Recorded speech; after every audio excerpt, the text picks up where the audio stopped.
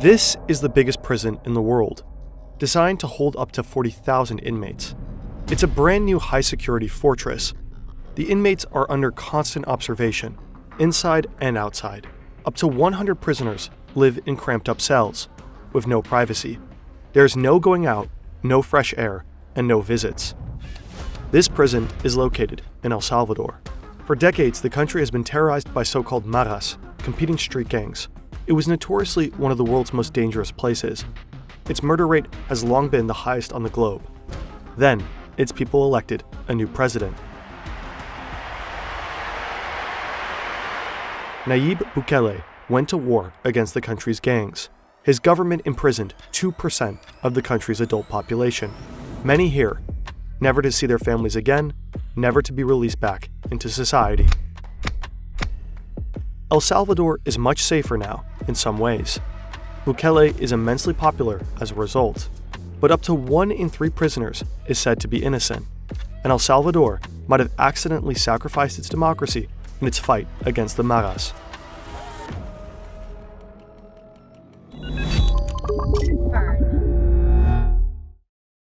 This is Juan, a fictional character we base on real reports and material from the mega prison. He is 15 years old, tattooed, his parents are very poor and abandoned him when he was 9. Then he joined the Barrio 18, a major Mara gang. Now Juan is on a prisoner transport to the southeast with other suspected gang members.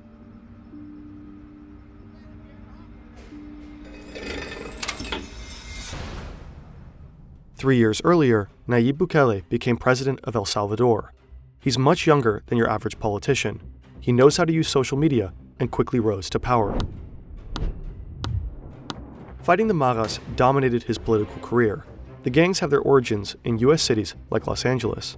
After the young migrants were deported in the early 90s, they took control of the streets back in Central America. They've been terrorizing El Salvador for decades. Extortion, arms trafficking, and drug dealing. Maras rule entire communities and districts. They often recruit orphans and leave children in poverty with no choice. Join or die. During gang wars, innocent bystanders are often caught between the fronts on the street. The maras have attacked and set fire to buses on several occasions, even with innocent civilians inside them. In 2015, 18 people were murdered every day. El Salvador has a population of over just 6 million, which equated to over 100 murders per 100,000 inhabitants. A sad global record. As mayor of the capital, San Salvador, Bukele used mild means to fight this violence. Youth centers, streetlights, infrastructure, and education helped. Many voters like that. Now as president, he's changing his strategy. He wants to rule with an iron fist. At the beginning of his first term in office, the murder rate in El Salvador actually falls. But it also fell before that, and there are considerable doubts as to whether this was really due to his security politics. Also, Bukele is said to cooperate with the gangs. The maras are supposed to keep a low profile and reduce the murder rate. In exchange, Bukele promises benefits for imprisoned gang members. The gangs seem to have agreed and the violence decreases. Bukele denies any such deal has been made. Either way, in 2021, the population rewards Bukele and his party with a majority in parliament, and with more power.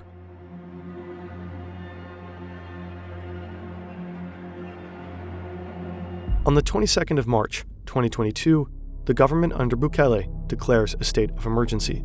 The reason is a wave of murders by the maras. 10 days earlier, over 60 people fell victim to the brutal gangs in a single day. It seems like they stepped down from the supposed deal they had with Bukele. The state of emergency restricts freedom of assembly and freedom of the press. Anyone can be detained for 15 days without a warrant. The police had to meet strict arrest quotas. During the 15 days in police custody, it is decided whether somebody will remain in custody for up to 2 years as pretrial detention. Because of the 15 days of custody and thousands of arrested people, mass trials often decide on this pretrial detention. The judges decide the fate of up to 900 people at a time. Sometimes the judges are masked and remain anonymous. Anyone who ends up in pretrial detention usually spends more than a year in prison. The country's prisons became completely overcrowded. Some host 3 times the amount of prisoners they were built for. The conditions are brutal. Guards torture and most likely sometimes kill inmates. In the first year of the state of emergency alone, there are over 150 deaths in the prisons. Dead bodies are reportedly disposed of in mass graves. relatives not informed of the deaths. We aim to make tough subjects such as this one accessible through animation. That wouldn't be possible without our sponsors, like the truly amazing platform, Odoo, an all-in-one management platform. With Odoo, you can create your own website for free, whether you're an established business owner or just starting out. Odoo is with you every step of the way. You don't need any skills in programming. Honestly, you can be a complete noob. Odoo's website builder makes it a breeze. Just visit odoo.com and answer some questions. What kind of website do you want? Which colors do you prefer? And what's your favorite design style? Odoo will do its magic. Then you can make little tweaks to your liking, change headlines, replace images. If you need more space for text, you can just drag big boxes where you want them, and ta-da. You'll be online in no time, and Odoo gives you a free custom domain for 1 year on top. If you want to go deeper, Odoo offers a range of other powerful applications to optimize your business. Check out Odoo now by visiting fern.deals/Odoo and start building your own website for free today. To free up the regular prisons and to house convicted gang members, this new mega prison is built in 2023.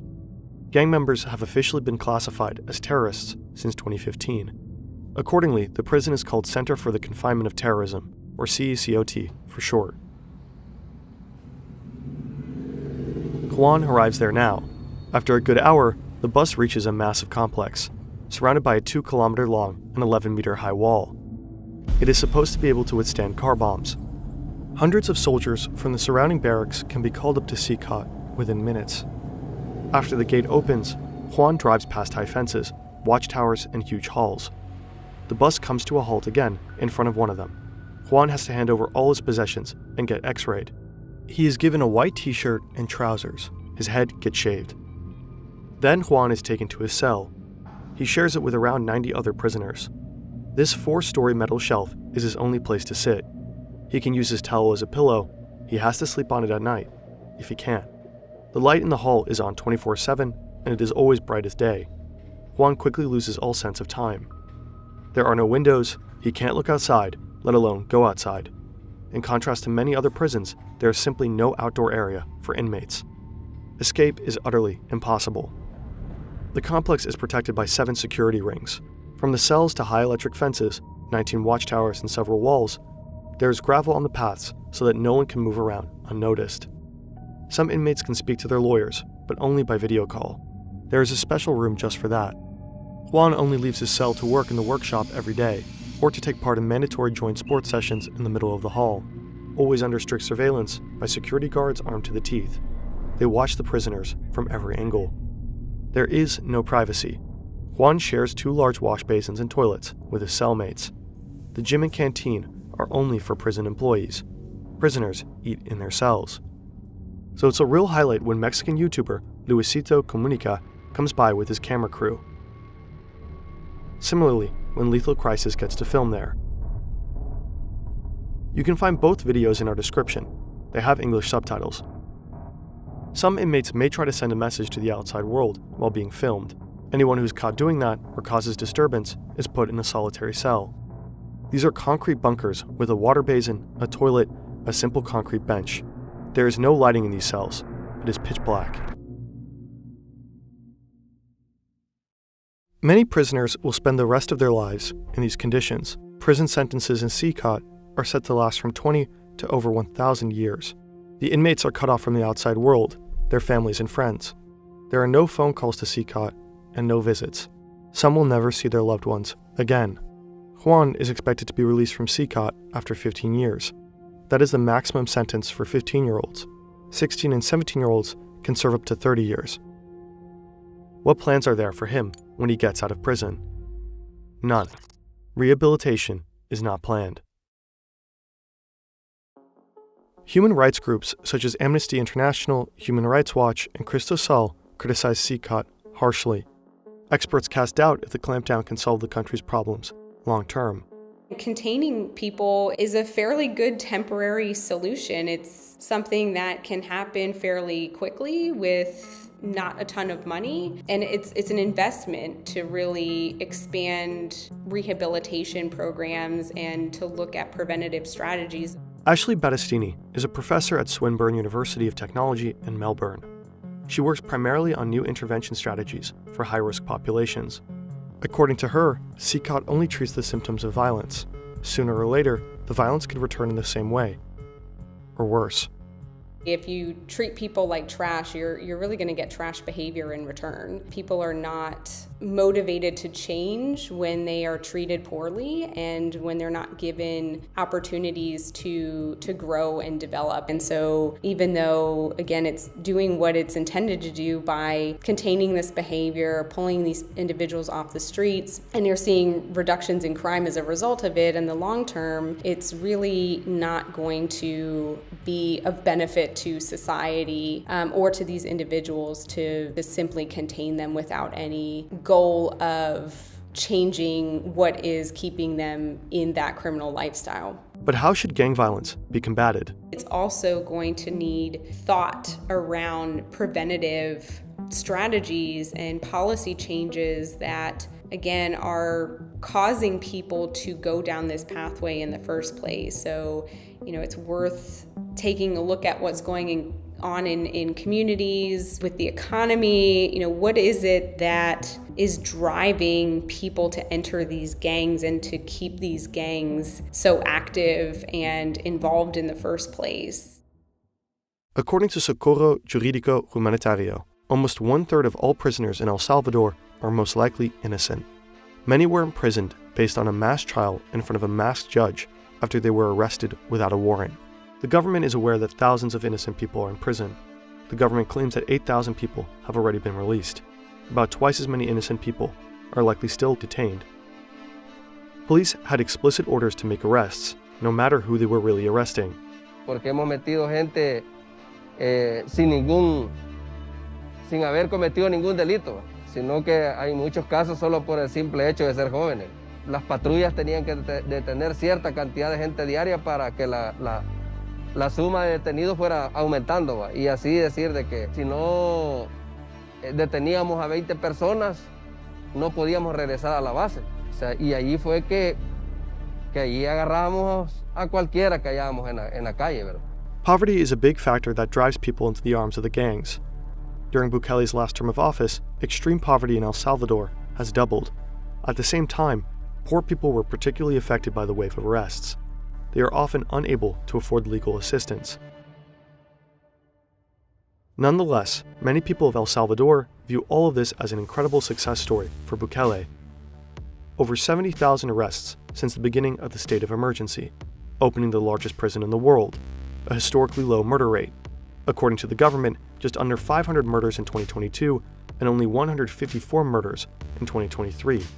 El Salvador went from one of the most violent countries in the world to one of the safest in Latin America. So Bukele was re-elected as president in February of this year by a huge margin. The constitution did not actually allow him to be re-elected, so he had it changed. Just one of many erosions of El Salvador's democracy. Already in 2020, he had marched into parliament with armed soldiers to influence a vote. Freedom of expression, freedom of assembly, and freedom of the press have been restricted for over 2 consecutive years now. While reading up on this topic, we found this quote in The Guardian. Bukele is highly undemocratic, highly abusive, and highly popular. For some, it's hard to accept that these 3 things can coexist. Bukele jokingly called himself the world's coolest dictator on Twitter a few years back. Doesn't seem so funny now.